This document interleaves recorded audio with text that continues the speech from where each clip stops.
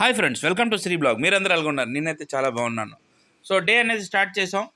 So చక్కగా morning వెదర్లో నడుస్తూ అలాగ వెళ్తుంటే చాలా ఆహ్లాదకరంగా ఉంటుంది. దాంతోపాటుగా ఇంకో విచిత్రం ఏంటి అంటే చల్ల గాలి వేస్తుంది. ఎందుకంటే డిసెంబర్ స్టార్ట్ అయిపోయింది కాబట్టి మార్నింగ్ బ్రీజ్ అనేది చాలా మంచిది. చల్లటి గాలిలో ఈ విధంగా వాకింగ్ చేస్తే ఆ కిక్కే వేరు. దాంతోపాటుగా నడుస్తూ అలా వింటూ మంచి పాటలు, భజన పాటలు. ఎందుకంటే 6 o'clockకే ఇక్కడ చుట్టుపక్కల ఉన్న ఏవైతే చిన్న చిన్న ఆలయాలు ఉన్నాయో, ఏవైతే టెంపుల్స్ ఉన్నాయో, ఇవన్నీ కూడా మంచి పాటలు అనేవి స్టార్ట్ అవుతాయి. సో ఆ పాటలో మనం చేసినట్టయితే చాలా మంచిది. దాంతోపాటుగా ఫ్రీ న్యాచురల్ ఆక్సిజన్ అనేది మన బాడీకి అందుతుంది. ఈ న్యాచురల్ ఆక్సిజన్ తాలూకు ఇంపార్టెన్స్ ఏంటి అంటే, చుట్టుపక్కల చూస్తున్నారు మీరు, చుట్టూ చెట్లే ఉన్నాయి. సో ఈ చెట్లు ప్రొడ్యూస్ చేసే ఆక్సిజన్ అంతా కూడా మనకి చాలా ఇంపార్టెంట్. దాంతోపాటుగా ఇక్కడ ఎక్విప్మెంట్స్ కూడా జీవీఎంసీ వాళ్ళు ఏర్పాటు చేశారు కాబట్టి చూడండి, మేమిద్దరు కూడా ఎలా పోటీ పడి చక్కగా చేస్తున్నాం. సో ఇదే పోటీతోని ముందుకు సాగి ఎవరు తగ్గుతారు అనే పోటీతో ఇద్దరం కూడా ముందుగా చేస్తున్నాం.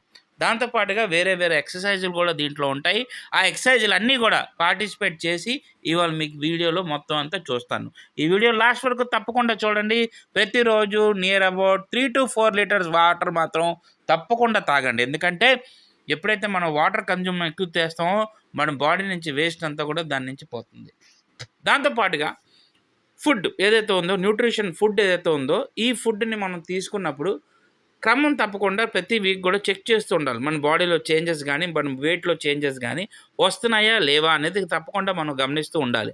ఇదే స్టెప్ ఎక్సర్సైజ్. ఇక్కడ ఒక యాంఫీ థియేటర్ అనేది ఉంది. ఈ యాంఫీ థియేటర్లో చాలామంది ఎక్సర్సైజ్ చేస్తారు. అదేవిధంగా ఈ విధంగా స్టెప్స్ కూడా ఎక్కుతారు. ముందు నేను ఒక స్టెప్ ఎక్కి మళ్ళీ దింపేవాడిని, కానీ కంపల్సరీగా యాంఫీ థియేటర్లో మాత్రం కొంచెంసేపు వచ్చి ఈ స్టెప్ ఎక్సర్సైజ్ మాత్రం తప్పకుండా చేస్తున్నాను. ఎందుకంటే ఈ విధమైన ఎక్సర్సైజ్ చేయడం వల్ల మనకు కొంత స్టామినా అనేది పెరుగుతుంది. దాంతోపాటుగా స్టెప్ ఎక్సర్సైజ్ చేస్తే అలసట కూడా ఎక్కువగా వస్తుంది. సో ఇది మనకి ఏంటంటే స్టెప్స్ ఎక్సర్సైజ్. యాంఫీ థియేటర్ చూడండి ఎంతో నీట్గా ఉంది.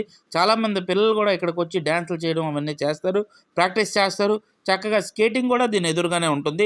పిల్లలందరూ కూడా స్కేటింగ్ నేర్చుకుంటుంటారు. సో ఇది చూడండి, హ్యాండ్స్ ఎక్సర్సైజ్. హ్యాండ్స్ చూడండి ఎంత బేస్ పెడితే, ఎంత బేగా తిప్పితే మనం అంత బేగా మన బాడీలో ఉన్న వెయిట్ అంతా కూడా కరిగిపోవాలని ఎంతో యాంగ్జైటీగా చేస్తాను. చూడండి, చిన్న స్క్వారిల్ ఎంత చక్కగా మీదకి ఎక్కిపోతుంది. అక్కడ ఉన్న చిన్న చిన్న పళ్ళును కొరుక్కుంటూ తింటుంది. ఇది చూడడానికి చాలా ఆనందంగా ఉంది. సో నెక్స్ట్ ఇంటికి వచ్చిన తర్వాత డ్రై ఫ్రూట్స్, అదేవిధంగా వాటర్ అనేది కన్జ్యూమ్ చేసాం. దాని తర్వాత మన టిఫిన్ ఏదైతే ఉందో, చనాలో మనకి ఏంటంటే కొంచెం ఆనియన్స్, అదేవిధంగా కుకుంబరు, అదేవిధంగా కొత్తిమీర, చిన్న చిన్న కరివేపాకు, అదేవిధంగా చిన్న మిర్చా, ఇవన్నీ వేసి చాలా బాగా తయారు చేయాలి. మధ్యాహ్నం లంచ్ ఏంటంటే రైస్ విత్ పప్పు, కిచిడి, అదేవిధంగా ముల్లంగి సాగ్ అనమాట. ఇది చాలా ఇంపార్టెంట్. ఎందుకంటే గ్యాస్ని ప్రాబ్లం, అదేవిధంగా బాడీలో టాక్సిక్స్ ఇవన్నీ కూడా ఈ మూలిక సాగ్ నుంచి పోతాయి. చూడడానికి చాలా బాగుంది. తిన్నాం కలగం చూద్దాం. వెరీ ఇంట్రెస్టింగ్, చాలా బాగుంది. అనుకోని విధంగానే చాలా బాగుంది. సో మూలి సాగ్ అనేది చాలా ఇంపార్టెంట్. మీకు నార్త్లో ఎక్కువ దొరుకుతుంది, ఇక్కడ కూడా మేము ట్రై చేసాం, చాలా బాగుంది. అదేవిధంగా కర్డ్లో కీరా రైస్ తయారు చేశారు. నైట్ మళ్ళీ వచ్చినప్పటికి ఈవినింగ్ 30 grams ఆఫ్ మకానా గీలో రోస్ట్ చేసి కొంచెం మిరియాలు, అదేవిధంగా కొంచెం సాల్ట్ వేసి తీసుకున్నాను.